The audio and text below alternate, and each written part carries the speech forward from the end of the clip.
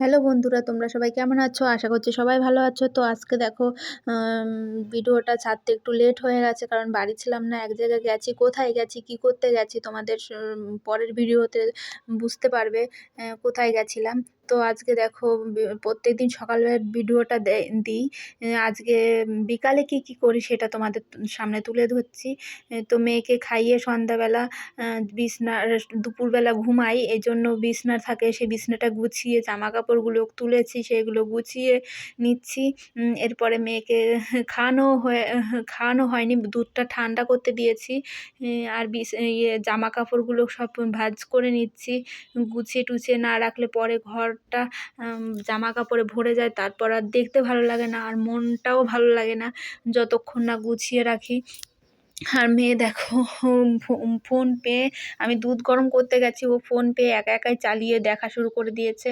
তো দেখো সব বালিশের অরটর সবই ধুয়ে দিয়েছিলাম, তো সেইগুলো পরিয়ে নিচ্ছি। না হলেও রাত্রেবেলা তাড়াতাড়ি খেয়ে দিয়ে মনে হয় কখন বিছনায় ঢুকবো লেপের নিচে, তারপর আর ইচ্ছা করে না। কালকেই ধোয়া হয়ে গেছিলো, তাই ওই জন্য আর ইচ্ছা করিনি, এজন্য এখনই ভরে নিচ্ছি। তো দেখো বালিশের অরটর ভরে নিয়েছি, বিছনাটা ঠিক করে নিয়েছি। মেয়েকে বলছি এদিকে আয়, ফোনটা রাখ। তো মেয়ে কথাই শুনছে না। কার কোল বালিশের অর ভরতে বিরক্তি লাগে, আমার তো ভীষণই বিরক্তি লাগে। তো কার বিরক্তি লাগে একটু কমেন্ট করে জানিও। দেখো ভীষণ কষ্ট করেই ভরেছি অরটা। তো গুছিয়ে রেখে দিয়েছি। তারপরে যে মেয়েকে খাওয়াতে এসেছি, মেয়ের বাবা দেখো খাবার নিয়ে এসছে ঘটি গরম। কার বাড়ির পাশে পাওয়া যায় কমেন্ট করে বলো।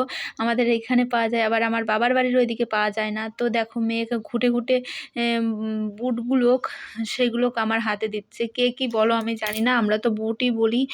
তারপর খাইয়ে মেয়েকে পড়তে বসিয়েছি। মেয়ে লিখছে, এখন পড়ছে। পড়ে নিয়ে ও বলছে, না মা ভিডিও করো না, ও ভিডিও করলে একদম চুপচাপ হয়ে যায়, জানি না কেন, ওর অপছন্দ হয়তো। তার জন্য দেখো ও পড়ছে, আমি এটা কিন্তু লুকিয়েই করছি পড়ার টাইমটায়। দেখো রুটি করতে চলে এসেছি, তো রুটি বানাচ্ছি। তো আজকের ভিডিওটা এতটুকুই। কেমন লাগছে প্লিজ কমেন্ট করে জানিও।